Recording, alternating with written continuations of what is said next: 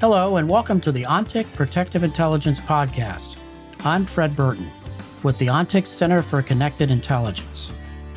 During my years as a counterterrorism agent with the U.S. State Department and time spent as a physical security expert in the private sector, I've seen it all and met many fascinating people along the way.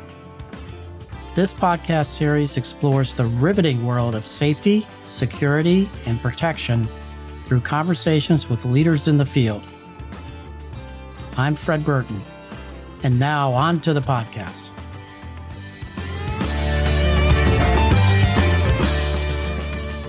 Hi, I'm Fred Burton, here today with Robert L. Oatman. Robert is one of the preeminent providers of executive protection in the United States. His firm, RL Oatman Associates, Inc., has provided executive protection risk assessments, consultation, operations, and training around the world since 1989. Mr. Oatman is a longstanding member of the American Society of Industrial Security and also established the first as-is Executive Protection Council. He chaired this council for 5 years. Mr. Oatman is also the author of several books and articles on executive protection. He trained with the United States Secret Service and supported dozens of high-level operations, including visits from Presidents Nixon, Ford, Carter, Reagan, and Bush. In 2003, Mr. Oatman received the FBI's Director's Award for Exceptional Service in the Public Interest. Bob, welcome to the ONTIC Connected Intelligence Podcast. Fred, thank you very much for the invitation. Bob, I know you won't say this, but I will. You are a living legend in this industry and one of my mentors and icons. And I've been looking forward to this discussion for quite some time. I think it's important for all of us to know how we got here. So how did you get into this industry? Well, great question to start off this adventure, if you will. Got out of high school with, I think they threw me out of high school, but I got my diploma. Then it was during the Vietnam era, and I joined the U.S. Navy and served 2 years active duty and 4 years reserve. But I knew what I didn't want to do. And then, lo and behold, I decided to apply to the police department in Baltimore County, and that would have been in 1969. And it's too long a chore because I stayed with the agency up to my 20th anniversary, and I had been working part-time in this space, and I decided, with my wife's permission and the kids, that I would retire at an early age. And I don't regret anything. I had a phenomenal career. I left as a major with the Criminal Investigation Division. I was chief detectives and got my 4-year degree that took 4-year degree in criminal justice. It also took me 12 years. And my daughter said, Dad, you can do this in 4 years. So blessed to say the least. And it's been an interesting ride, to say the least. I look back now, and I retired in 1989. I already had a client that didn't belong to me, and we were providing executive protection for him. And that was really a learning curve, to be quite honest, because when you're in the police department, I ran the dignitary and executive protection team for the county, and you have all those resources, right? You have, you can shut down intersects, just like the Secret Service to some degree. Sure. But all of that was now void. A lot of this is you got to be creative and figure out what you need to do and how to do it. But it could never have happened without, the decades of, learning the job and doing the right thing. Bob, looking back, would you do it again? Oh, heck yeah, sure. Absolutely. I would say that you sort of say, how did I get here? And so if I can segue for a minute, this is kind of a interesting dynamic. So I've been credited for writing 4 books on executive protection. The very first one was called The Art of Executive Protection. So to give the right statement is I never wrote anything. He wasn't a ghostwriter. I give Peter Olhausen all of my support. He is the guy that we put through our program. He never was in this business. He was actually the editor-in-chief of Security Management Magazine at ASIS. That's how I met him. and we started a relationship. And so Peter has been instrumental in not only doing our, the 4 books, if you will, with full disclosure. He also uh, assists us in doing our risk assessments. He's just very gifted with his talent of writing and research and whatever. So yeah, it's kind of interesting when you look at these things. So that was a major, I guess we should say, I guess I was his number one client for many, many years. He just retired recently, and my daughter now is taking in that space. Yeah, and those books, for those of you who will be listening to this podcast, I know many of you have read those books and have studied those books, and I would encourage everyone to take a look at those. Bob, as a pioneer, and I can say this legend in our industry, what changes have you seen in the protection space since you first got in it? Wow, that's a big leap. I tell you, the thing that probably keeps me up at night on occasion is the fact that there is so many companies in this space. Many are independent contractors. Others work for large firms, if you will. It's exploded, in my opinion, and rightly so. It has. I give credit to anybody that wants to take the opportunity to open up their own shop and get in this field. So I think that's been the most interesting dynamic. Uh, but the Chinese have a proverb which I always start class with: "May you live in interesting times." And you know this, Fred. I mean, you have decades of experience, and you've been in some very hot zones and everything else. It's just become surreal to some degree. You just don't know when the next major event's going to happen. I think we all learned so much after 9/11, the lack of intelligence, the lack of a lot of things, if you will. And fast forward to where we are today and looking at Iran coming after Israel, and the potential problems associated with that. And I'm not in the government spot or the government space. I'm in the private sector, and so I would say the changes that I've seen is this increase in providing protective services. Everybody seems to be in the game to some degree, others on the fringe, and others, have taken their careers both in the military or law enforcement and, have built out these businesses. And kudos to them. I'm a little bit different in that regard. I've had my ups and downs, and running a business is a business in and of itself.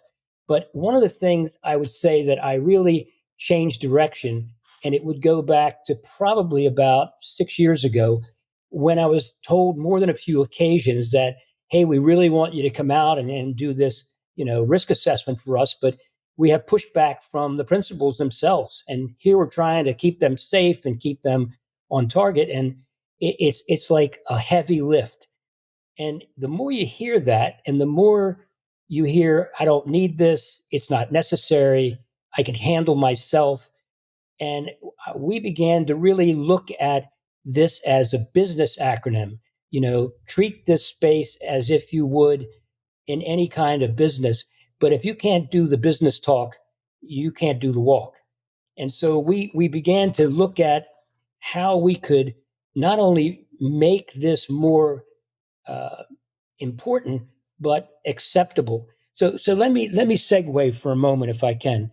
We've been providing training since 1989, and some of these characteristics and basics haven't changed. We were early in this game, and we would bring up such things. It's not about the gun. A whole chapter written at the ASIS magazine, and we look back at this and realize these things are really long-term commitments. And it's interesting, but on the acronym, I think this is the word I want to use. Where is the return on investment? Because that's what they want to hear.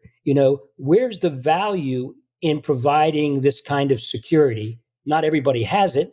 It's maybe the government, obviously, and elected officials, but I don't see the return on investment. So when you do that and you do it a correct way, I think there's defining comments and direction. And one of those is, we protect the brand, no matter if it's a private family, no matter if it's a private office, and most important, corporations, both here and abroad, is you're protecting the brand. And that has become more and more critical in this day and age. The second part of that is how do you justify a program? Well, you have to do that by finding out the risk platform. I mean, how can you provide this service if you can't get the background and the specifics right? Meaning a concentrated risk assessment with clarity to it, not trying to scare anybody. If you get the narrative right, you can get the operational side right. And so I think that's important. I think the other flip side is that you're also protecting the shareholder, right? If something happens to the leadership and it could be catastrophic, I guarantee you, and there's case study after case study, there'll be a serious loss of faith, but it also is impactful to the bottom line, the shareholder, the shares. Where do they go? They go south in a dramatic way. And getting out of that ditch is no easy task. I think the other one is probably just as important. We can save an executive or an executive team really critical time. Why concentrate on your driving, which has become bizarre, obviously? Why not have an executive protection trained driver who understands the dynamics of transportation security? Having that in your war chest is a game changer. And if you can look at this in a metrics kind of way, you can come back and say, hey, for your salary, 1 day of your income, we can stand up a team, for the cost of what it cost us to protect you and the quality of your program and your safety and security. So I think all those things, honestly, have meaning. So I'll stop and get a breath. Bob, that was very prudent advice for anybody listening to this podcast. We'll get back to the conversation in just a moment, but first I wanted to tell you a little bit about ONTIC's Center for Connected Intelligence. In the world of safety, security, and protection, we know that gathering and sharing information is crucial. That is why we created the ONTIC Center for Connected Intelligence. The center is a hub for the ongoing exchange of security strategies and best practices, insights on current and past trends, and sharing valuable information through expert discussion and analysis. It's made up of seasoned experts across a wide range of disciplines. To find blogs, podcasts, webinars, white papers, and more, check out the center by visiting ontic.co/center. That's ontic.co/center.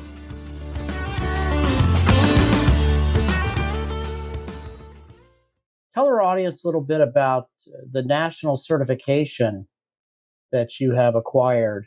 Well, that's an opportunity of a lifetime, Fred. Thank you. I've always stood up to the fact that, we do our programs. I've been to programs, and you end up with a certificate of completion, which is yours. That belongs to you with the date, and it tells you who you went to the training with. And I, for years, looked at where is third-party validation. I mean, you get people, they'll give you accolades, or they'll, give you a good review after the program has completed. And I have to tell you, it wasn't my idea. I had a young man from Alaska State Police, who basically went through the 7-day program that we do twice a year. And he went back to his outfit, and he wanted to get his in-service hours back. And the post standing there, the police officer standard training, said, "Hey, we know, Mr. Oatman, but it works in the state of Maryland, but it doesn't work in the state of Alaska." And so he started to do research and said, it was maybe 6 months later, and said, "Have you ever heard of IATList?" I said, "No." He said, "Well, I think this is something you should look at." And I've become a member but I still won't get my hours back. And I went ahead and did my research, found out that they had been in operation over 30 years. So the initials are International Association of Directors of Law Enforcement Standards and Training. So this is a platform that is not only respected, but connected to the majority of post standings across this country, including sheriff's departments, corrections departments, and most specifically, police departments, both on a state level, local level, and even on a federal level. So it's quite a big lift. At first, we were reluctant to get on board, but they gave us phenomenal assistance. It's not a cheap date, but at the end of doing that process, we sent all our training modules in, and it was like getting beat up with a rubber hose. It was interesting because when the documents were downloaded to the trainers, if you will, I was told there would be 3 independent expert trainers who would look over our material. All 3 of them did not know who had what. So you get this complete independence and you wait for the results. And we were very fortunate the first run. We got our 7-day program certified. Now, what does that mean? It means that a third party, which is, again, first class to say the least, that when you complete the project and there is a pretest and there is a final exam, all that is documented. Your hours are documented. You then take the exam, and at the end, in about 3 days, we send your information to IATLIST at headquarters in Iowa. And as a result of that, because of best practices and we've done the right deal, the participant will receive a digital diploma from IATLIST. And they keep their records for, I know it's hard to believe, for 30 years, as we do. Wow. So not only is it important, but if you go through the 3-day program, which has also been nationally certified, you get 24 hours of in-service back with no hesitation. When you go through the course, which is coming up the end of this month, the 7-day, you'll get 50 hours back of in-service.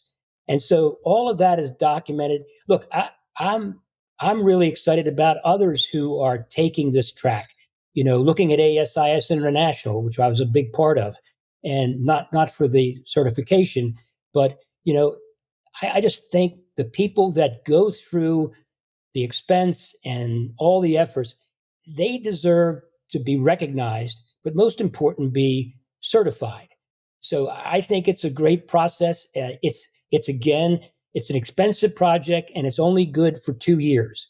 So we just went through our 4th time signing up and conducting all of our modules back, and they have to be new. You can't use 2 years ago training material. This has to be new. It has to be, the right thing, because what they're looking for, Fred, is what we're all looking for, and that's best practices. So Sure. sorry I was so windy, but I'm a member. I became a national instructor, and then they asked me to go for the international side because we do things outside the U.S. So it's been quite a task, but worth every effort. Yeah, that's simply amazing. And I would imagine that if folks are interested in attending those courses, you have the ability to sign up on your website? Yes, for sure. Yeah. So we're coming up on class 58. I mean, it's kind of surprising. So we do the 7-day program, excuse me, each October and each May, each calendar year, and we stay in the dates so we're not in conflict with with big events or the Cowboys football attention with those things. And so the class on our 7-day program is a residential program. So you live with us, we live with you in a hotel in Towson, Maryland, where I policed for 20 years. And it's a great venue. And we come together collectively. So having that kind of environment, you're learning from each other and you're participating in all kinds of different activities. And we're very proud of it. It's well respected. And the class coming up, class 58, is full. So that's kind of neat. We try to maintain a level of no more than 56 to 50, 24 to 26 participants. And so it's been really good. Our 3-day program has really taken off.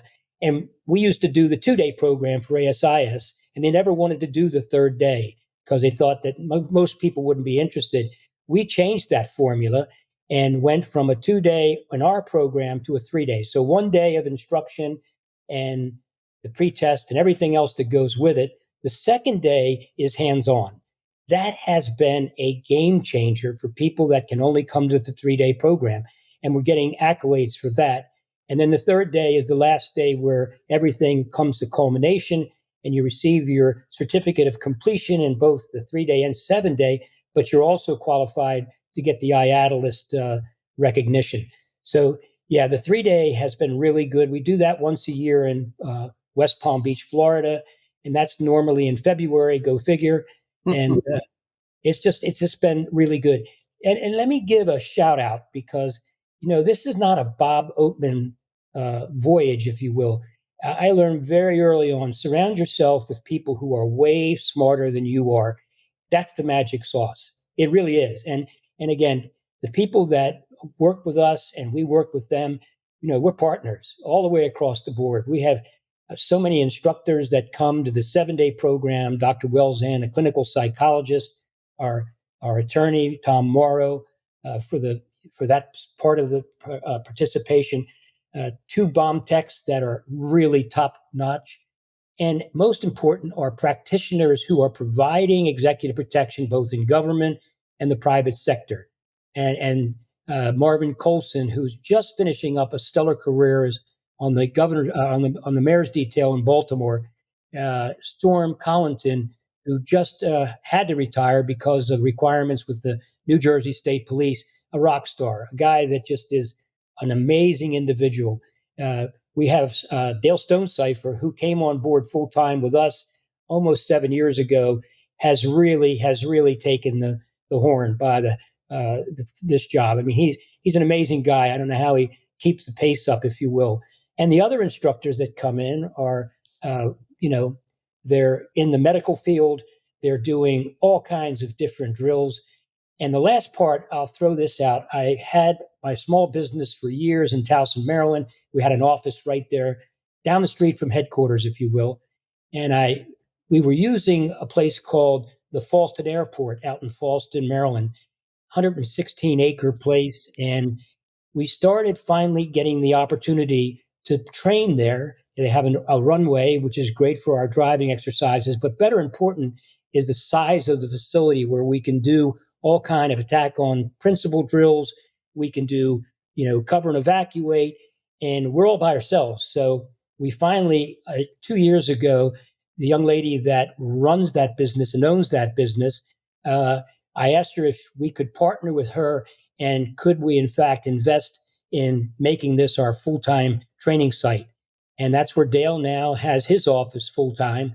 And it's the best place ever to train because it just gives us the opportunity to do the right thing. Well, that's an amazing journey, Bob.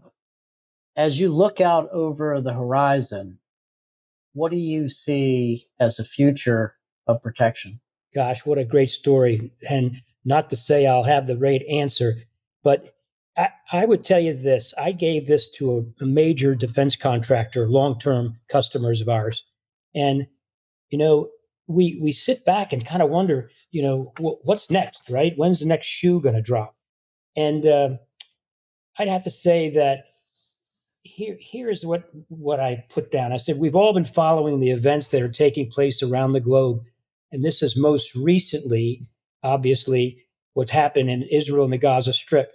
And there is domestic unrest with issues such as gun control, abortion rights, racism, and the economy. With so many issues on the table, companies are being forced to take sides or express opinions, which can lead to negative connotations for anyone who takes the opposite opinion. Any of these issues can force an adversary to cause terrible damage, right? This era of elevated risk has increased the need for EP for our executives and that hold offices such as the chief executive officer, the chief operating officer, and the chief financial officer, all executives that are in the public eye and are called upon to issue public statements, all of whom could be faced with an attack from someone who has transferred their anger to one of these executives. And so we know the danger out here. The dynamic that I think has really been a game changer is these individuals are going to the homes. This is unprecedented. We saw it with the Supreme Court, with the decision about abortion, going to the Supreme Court's home and demonstrating and using bullhorns and frightening the family members.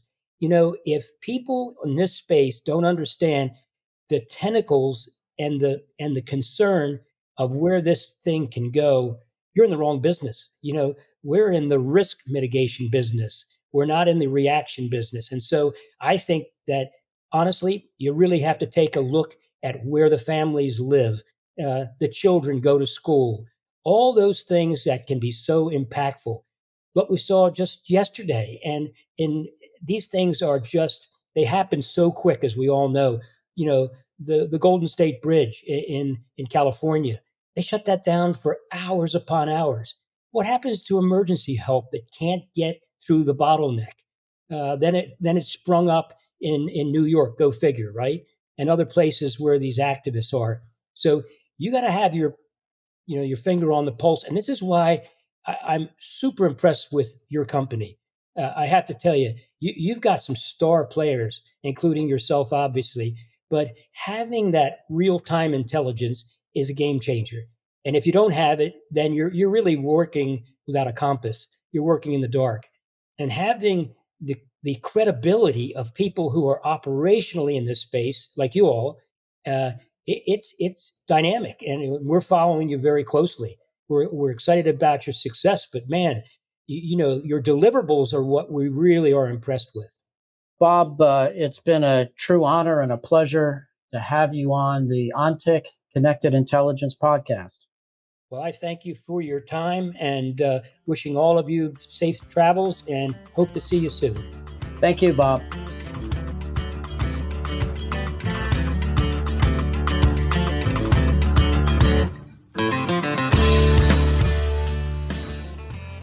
This episode was brought to you by the ONTIC Center for Connected Intelligence.